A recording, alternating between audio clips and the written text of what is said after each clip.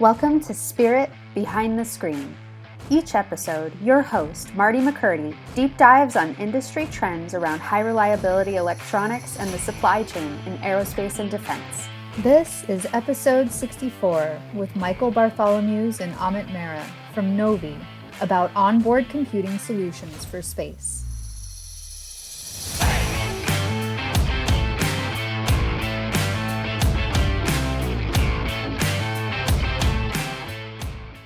Hello, everyone. This is Marty McCurdy with Spirit Electronics and our podcast Behind the Screen. And today I'm super excited to have one of our partners with us, new to Spirit, is NOVI. So welcome, NOVI. I'm going to introduce you both individually, but welcome to the show. Very good to be here. Thank you, Marty. Today with me, I have Michael Bartholomeusz. And Michael, you are here local with me in Scottsdale. So welcome to the factory. Thank you. Enjoying the good weather here. Exactly, finally. And in the DC, Northern Virginia area, we have Amit Mehra. Marty, great to be there. Sorry can't join in person, but thank you for this opportunity. You got it. Well, listen, I think our listeners today would really like to understand NOVI, who you are, what your genealogy is, where did you come from? I don't think it's a household name yet, but I'm pretty sure it's going to be. So if one of you would like to take, how did NOVI come into existence? What's the name mean? How did you brand that? How was the beginnings? Yes, and I will, Amit, I will turn that over to you. Amit Mehra is the founder of NOVI, Marty. So I think he's best placed to address that. So Amit, maybe you can give a summary on our genealogy and I'll pipe in. Sure, Michael, thank you. Marty, thank you for that vote of confidence in terms of us being a household name. You are correct. We don't have a lot of brand recognition so far, and that has been intentional. We mostly focused on keeping our heads down. We've always felt that we let the technology and the work lead and speak for itself. So trying to strike a balance now where obviously everything has to be built on a solid foundation of delivering and executing, but at the same time, getting our name out and some recognition. We feel we are at that point. So going back to your original question, we were founded in 2017. I've been very fortunate to cultivate relationships with a few key people going back even to graduate school back in 95. Michael and I have known each other since 2008. So the company was founded by myself and a couple of colleagues who were roommates at MIT, kind of that typical story.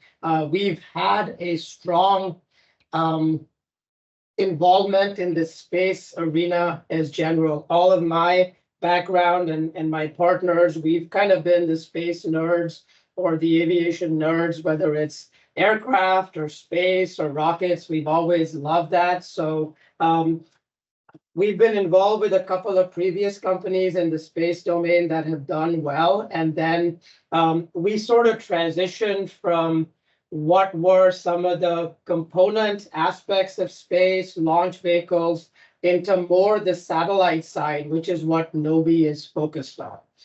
The word NOVI, we think, comes from to know and knowledge. So we struggle with this like most startups do, which is, what do you call yourselves? There were probably 15 other versions, but we settled on NOVI, and our main focus has been on developing satellites that in some regard involve a lot of smarts on board, so you can start to produce intelligence, not just raw data, and try and get that to where it needs to go quickly and cheaply. So I'll pause there, probably getting into the details before needed, but hopefully at least give you a little bit about where we started.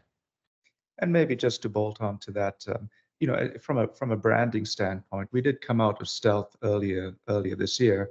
And I think this is part of the reason we value the Spirit partnership too, right? You have an established brand, you've got a large footprint in the industry. So it's working with premier companies like yourselves that will start to help us get some brand recognizance as we now emerge from the cloud of stealth.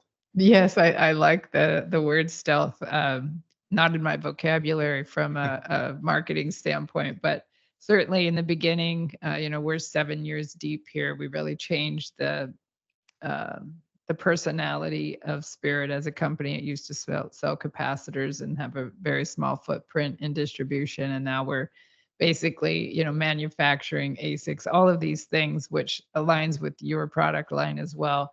But I think we doubled down, right? Like our marketing team is very big on branding. So that was really the question of, where you are in your life cycle of coming into the market space. And maybe this is a great opportunity, right, with the podcast to kind of get it out there. So I appreciate you guys being here. If you were to, one thing, Amit, when you were talking, one thing that popped into my head there was when you talk about looking at the new space, one of the things that I find challenging, and I would love to hear where you both are on this subject, is the standardization, right? So there's all this conversation about repairs in space and having a tether, you hook in, basically I look at it as the Tesla plug, right? So if everybody would standardize on the Tesla plug or some kind of electric car plug, then everybody can use everybody's chargers, right? But are you thinking of any of this standardization in space so that there's more of a cross-pollination of an onboard computer, or what are your thoughts on that particular subject? Amit, we were at the conference at Satellite Innovation last week, and your team was there too, Marti. And I think there was a lot of discussion around standardization. And I think a lot of that discussion focused on interoperability with satellites and the dominance of Starlink in that regard, what the standards were going to be and how that was going to shake out. And I think there was an inherent fear of Starlink that was expressed at the conference, which we don't necessarily share. But regarding onboard computers and the venue in which we play at, Amit, do you have some thoughts around standardization there? That's not something that we have really. It doesn't seem as prevalent as it is in the communications side of things, but maybe you have some thoughts on that. Yeah, so I think my take is there is a little bit of a balance there, right? You certainly want, on the one hand, a little bit of a closed system like Apple did. So you have captive control of all elements, and it allows you to truly optimize the solution. But on the other end, you don't want to not have it open to multiple people being able to plug in, right? So what we have tried to do is strike a little bit of a balance. There are some elements where we do try and maintain that captive ownership in certain areas that we think will add value. But going down to a very basic level, right? For our board, we do want to have it both algorithm and sensor agnostic. And what I mean by that is, we want it to be able to run our own software, but at the same time, open it up to people where if we give you, say a board support package or an SDK or basic guardrails as to how to develop software for our platform, it does open it up to the wider market, and it gives you access, right? On the hardware side, when I say sensor agnostic, we want to be able to have the flexibility of plugging in a variety of payloads, maybe even spacecraft bus components, but you can't, be everything to everyone. So what we do is we try and account for a majority of the generic interfaces, but we have separated our main processing board from what we call an interface board, right? Were there a purpose-built need for somebody to come in with a specific interface, we don't have to redo everything. We maintain a little bit of a modularity and flexibility to kind of cater it to a specific use case. That's kind of our take on trying to strike that balance. Yeah. So let's make sure our audience is keeping up with us. So 2 things that I wanted to get out today about NOVI. One is you have a product and you've taken that productization And you also have very big visions and a roadmap plan to have your own constellation. So let's kind of, peel that onion. Let's talk first about the constellation. I think it's very exciting, but you mentioned just now about basically any space these days, it's all about data collection, right? Everybody wants to look at something, measure something, track something. So let's talk about your constellation plans, time frame, size, all of these things that you're planning to launch. Certainly, and maybe I can engage in a bit of Brownian motion here, Marti, because I like the example you used prior to the podcast, where you stated, look, you make an onboard computer, cutting edge onboard computer, but you're also going to a constellation. And how did you go from the engine to the car? Right. And so, there's a lot to unwrap in that question. So let me throw a couple of concepts out there. So if you look at how NOVI developed, NOVI was very much ensconced in the defense safe harbor, working on DOD programs. And in the defense industry, time or latency is very important. Get information and act on it immediately, act on intelligence. And that's why NOVI really started developing the whole concept of an onboard computer. Instead of taking images in space, sending them down to Earth, trying to process them and develop actionable intelligence, collect, analyze, discard, and just send the bits and bytes that are required to take action. And you can imagine why that's important in sort of the defense industry. So that was really the genesis of the onboard computer that was then encased in a satellite.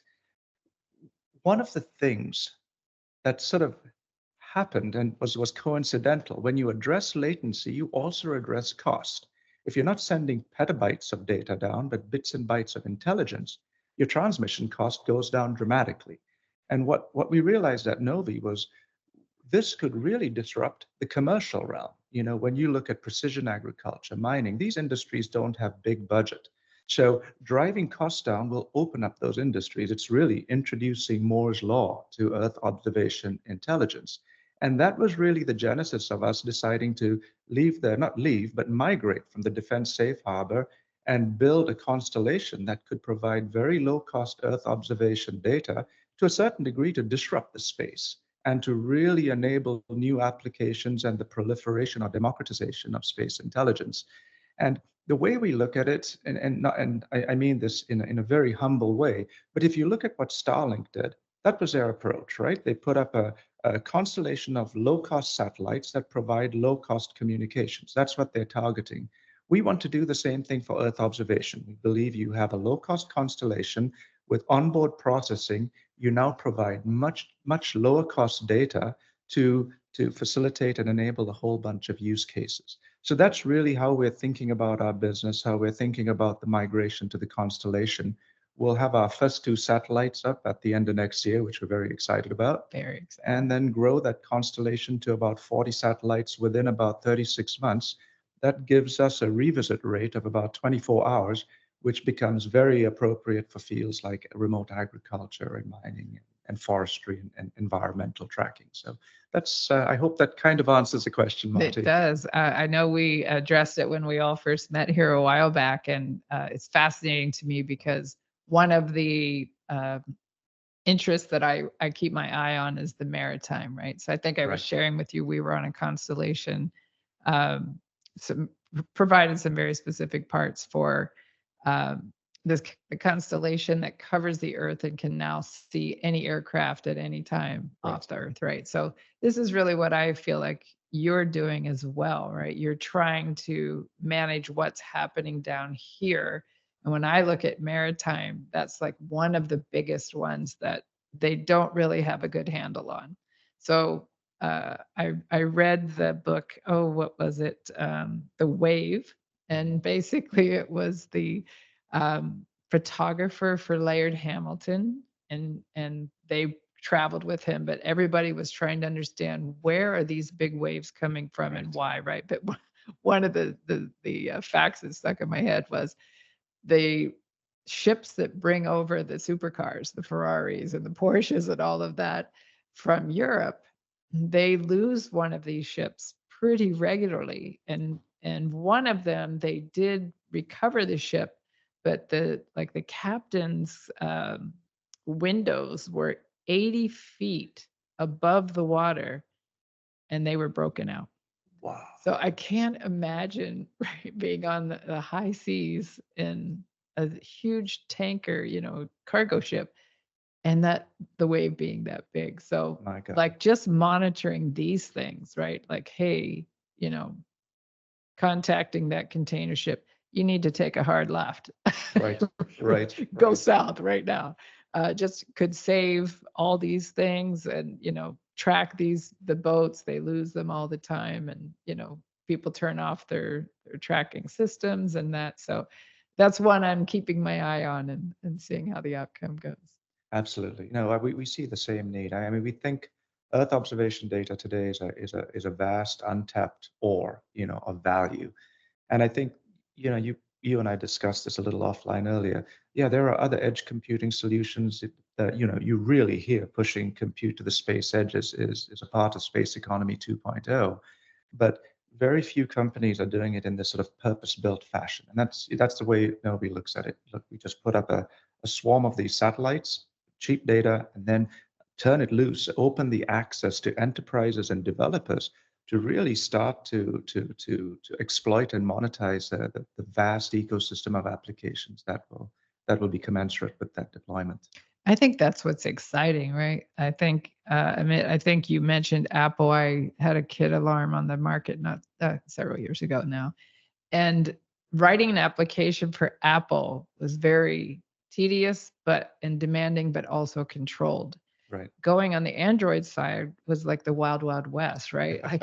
Like you had all these crazy popsicle and all this iOS systems, and you had to have 4 or 5 different apps just for to accommodate that. Right. But Apple, with their guidelines and strict rules, it was one and it upgraded with everything, right? Like they had Right. it under control. So I'm assuming that's similar to you, right? Like you guys are going to have a platform in your software programs for Exactly. developers to do that kind of work. I think, I mean, you hit the nail on the head with the analogy, right? Because a mobile phone is just a bunch of terrestrial sensors. You put that in people's hands and they develop apps, right?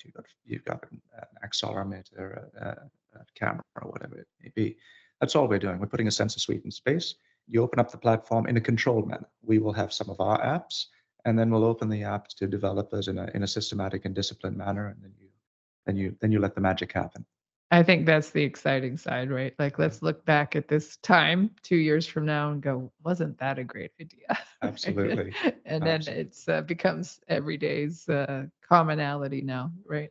We have apps in space.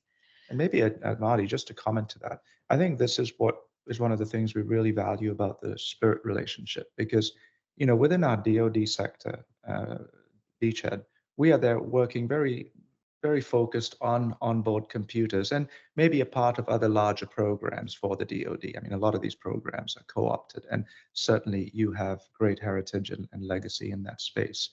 Once we move into the commercial sector, we're really focused on our constellation. So when you think of NOVI, you've got to think of it in that manner. Really, within the DoD, we can do full stack, but we'll also do OBCs and onboard computers and other components.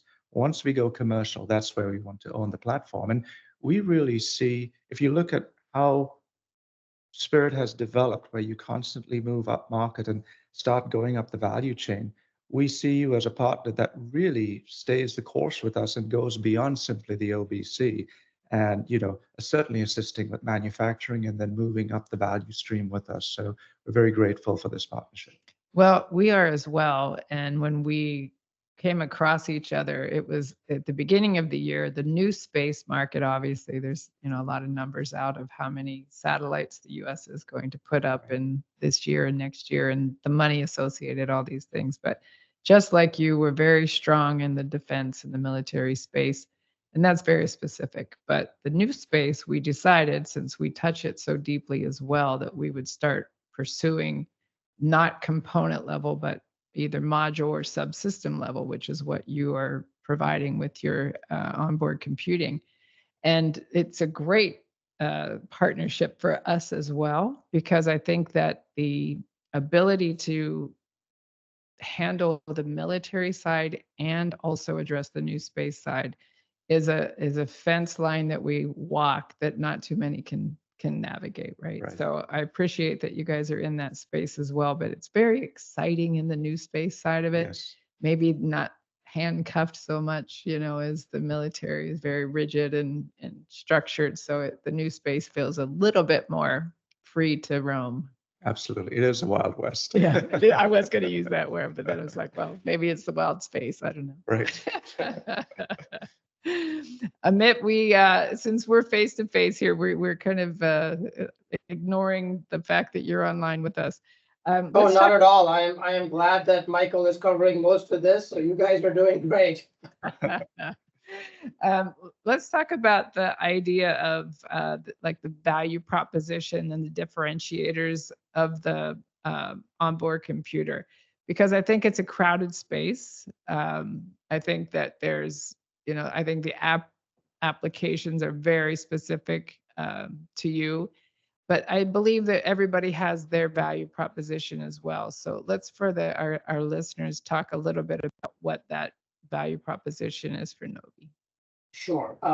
So you are right. It is a crowded space that is getting increasingly more crowded. I think the world in general is realizing that, look, you do need to move the processing on board, right? I also think it is a large opportunity, and there is certainly room for several players, right? But in terms of differentiation or value, let me try and break it down into two areas, one of which I think is often overlooked, right? There's certainly the technical side, which I will come back to in a minute. But I think being able to deliver and execute, and going back to Michael's theme about being able to work with Spirit, right? I think there is something to be said about consistently being able to deliver and serve the market on time, price-wise, etc. Right? We repeatedly hear stories about there being high-tech components, particularly in the space value chain, that sound great, but at the end of the day, many of these folks have failed to deliver, right? And again, going back to SpaceX, when you look at what they did with Falcon 1 and Falcon 9, the technology, we've been doing LOX-RP turbopump fed rockets for a very long time. But what SpaceX did was do it quickly, do it cheaply, and execute, right? So again, I would certainly want to emphasize the value on execution and being able to work with Spirit to be able to deliver products at acceptable price points, on budget, on time, as one area of value. But let's go back to the one I think you were really probing on, which is the technical side, right? So we start with a fairly high-end chip. I think the Versal product line, which was just released, we are hopefully one of the few, or most likely the first, that is going to have flight heritage. So being able to get to a very high TRL with that product in itself allows you to start getting incorporated on some of the systems. The second part is trying to strike a balance between cost and performance. It is very easy to have all rad-hard mil-spec components that work for all missions, but you're now looking at a $500,000 or $1 million board. It is also easy to go on the other side saying, look, we're just going to do cost components, and yeah, it should work, and we'll try it out, and we'll give you a very low-cost board. So I think being able to carefully pick and choose where you need to have reliability, where you need to have truly rad-hard components, being able to package it in a manner where the thermal environment, the vibe environment can be dealt with, and going from a chip to a fully packaged OBC that meets the needs for a large market at an acceptable price point is the other sort of area we're trying to target. So I'll pause with that, and hopefully that gives you an idea of at least how we're thinking of value and differentiation. Well, I think that you used a word earlier. One of you was disruptors, right? And that really is what SpaceX has done to the industry. Nobody can deny that. I remember about 8 or 9 years ago, I was giving a talk at NASA Goddard, and they got that like theater room in there that you speak. And it was fairly packed. But anyway, whatever I was talking about, I mentioned SpaceX and they booed me. So Wow. I probably knew the people booing me personally, but the idea that at that time, that they just were not thinking SpaceX, they didn't like the disruption. They didn't like they didn't take, I don't think that the government took the disruption as innovation. They took it as annoying. And we've always done it this way, and that's how we have to do it. And he said, well, I'm not doing it that way. I'm doing it my way. And here we are 10 years later, and he's doing it his way successfully, right?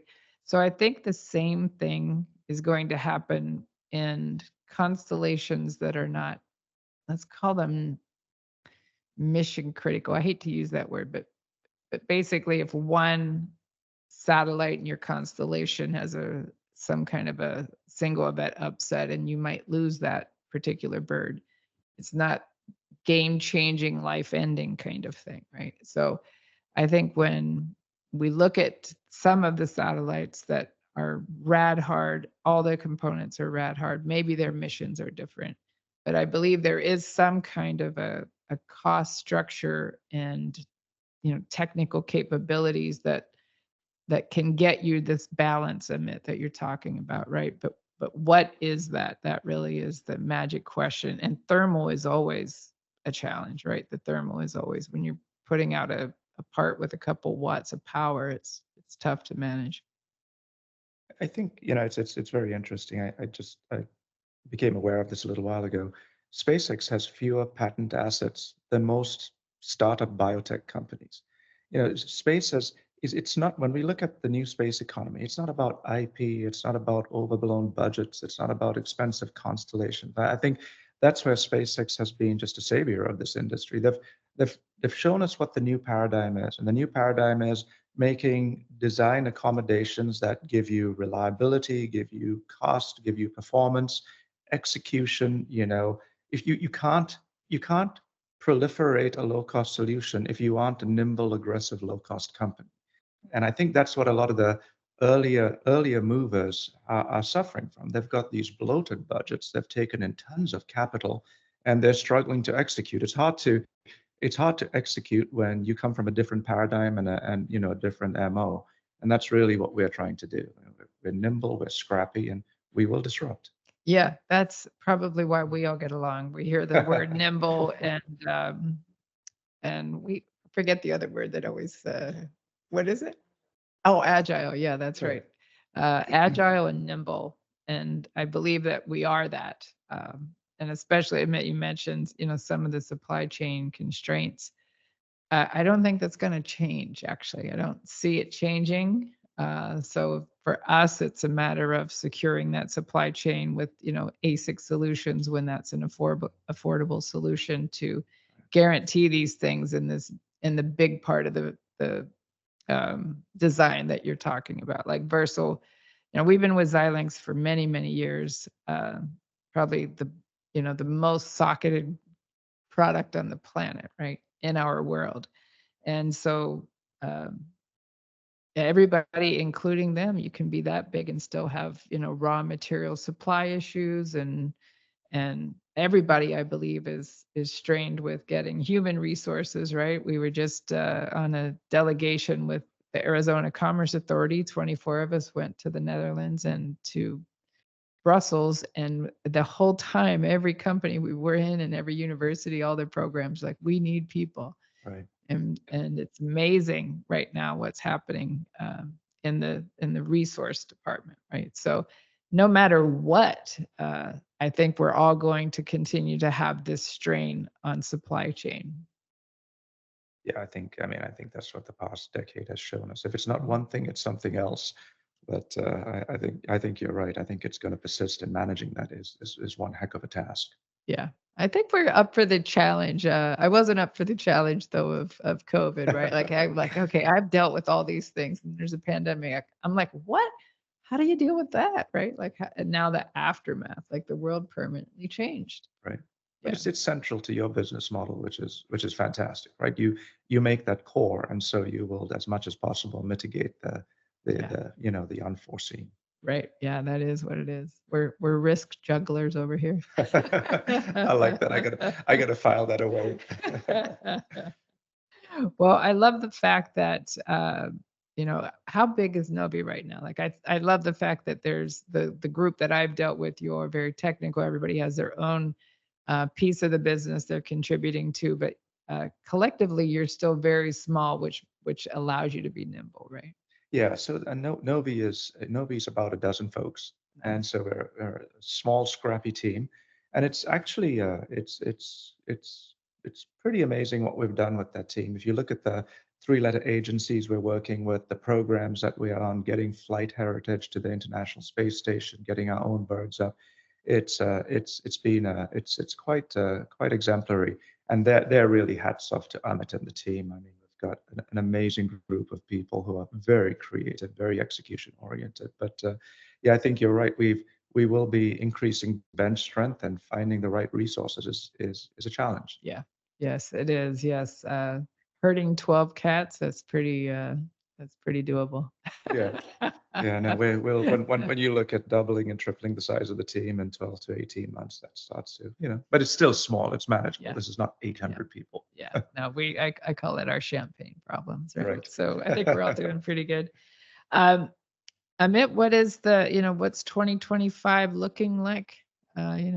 Forecast, plans, roadmap. Are you on target? Ahead of schedule? What are you thinking? I think we're doing well. We have a little bit of a diversified set of things to work on, right? So of course, delivering on our existing DOD programs and getting flight heritage and time and space with a couple of different pieces of hardware is number one. I think we are starting to transition towards product sales by way of the OBC, and really looking forward to working with Spirit on that aspect and trying to proliferate that solution a little bit more than we would be able to do on our own with our team of 12. So again, thankful for that support. And then really, I think on the commercial side, being able to get a head start on some of the long lead time items. We are targeting putting up our first 2 spacecraft at the end of next year, but you really have to back up into that quite a bit. We are just securing a launch for those 2 spacecraft. We're starting to look into the licensing strategy, both with the FCC for the comm side and with NOAA for the imager side. So I think getting a head start and a good understanding of what the long lead time items are to really be able to ensure that at the end of next year, we have those 2 spacecraft that are ready to go out to the launch integrator and on board. I think we're going to have our hands full between those 3 big areas as I laid them out, but we are excited. I think a lot of this is opportunity we've been waiting for, and it's very gratifying to see kind of the full circle of things go from concept and early stage PowerPoints to actually seeing hardware that people are testing and breaking, and of course being able to witness those first couple of launches with hardware on is going to be a pretty incredible feeling, I think. It's like your first child. There you go. I think it's an ambitious but doable schedule. It's when you look at it, Marti, to date, NOVI hasn't taken in any external capital. So the company has certainly has been generating revenue, working in the defense sector. We're capitalizing to grow, but I mean, if you look at the speed, put up our first 2 and within 12 months, get to 40 within 36 months. So this is really what we're laser focused on right now. It's just executing as fast as we can. Yeah, I think it's very doable with the mindset. Right. Exactly. I totally get that, and I appreciate that for sure. You have quite a busy schedule for your roadmap this year as well, right? We were discussing your contribution to the company and how you're moving the company forward from maybe the financial side, right? Trying to secure the cash flow. That's everybody's challenge. Yes, we'll be closing in the next month or so on a capital raise. This is our first money in, and that's really to build out our facilities and to grow the team and to execute on our constellation. And we've also, been spending a lot of time learning and starting the process of penetrating these commercial beachheads. So talking to the precision agriculture folks and the carbon trading folks, and really starting to understand the pain points and how they will slot into our constellation and model. So yeah, we've been extremely busy. Yeah, one of the things, just maybe off topic, one of the things that I always find amazing is that let's take FEMA, for example, right? We've had 2 major hurricanes in Florida, and obviously they track that, the ability to NOAA tracks that, and they can get really close to where landfall is. But just seems like every spring the Mississippi floods, right? So in my mind, I'm thinking, why can't we maybe monitor the snowpack and the melt, more specifically, and start to see, the beachhead, as you say, coming up, and like, how do we prepare better or evacuate sooner, or whatever the right playbook is there to manage maybe our own waterways, right? Like, how do we manage that from maybe supporting FEMA? They wouldn't be as needing such a big budget to help, the aftermath of all of that. And maybe I'll give you a somewhat pseudo ignorant answer, for want of a better word. But when you look at anything weather related, it's funny actually.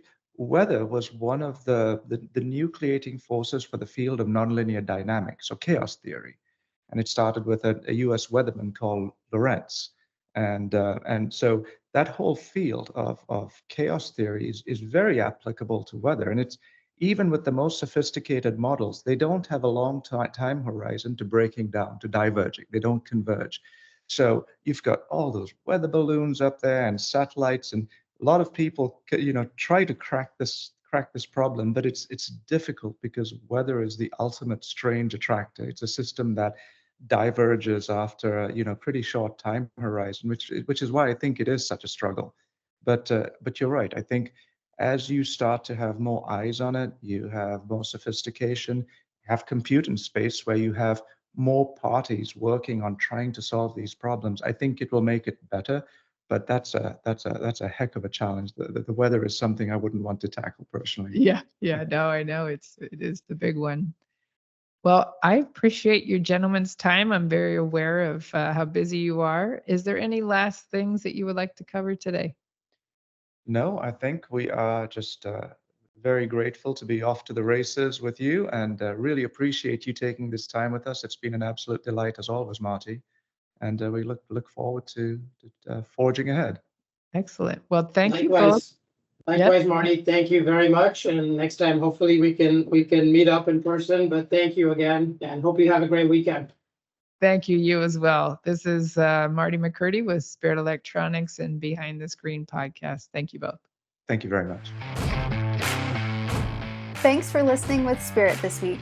Be sure to subscribe, rate, and review this podcast to let us know what you want to hear about in aerospace and defense. You can find out more about Spirit's value-added services and product lines at spiritelectronics.com.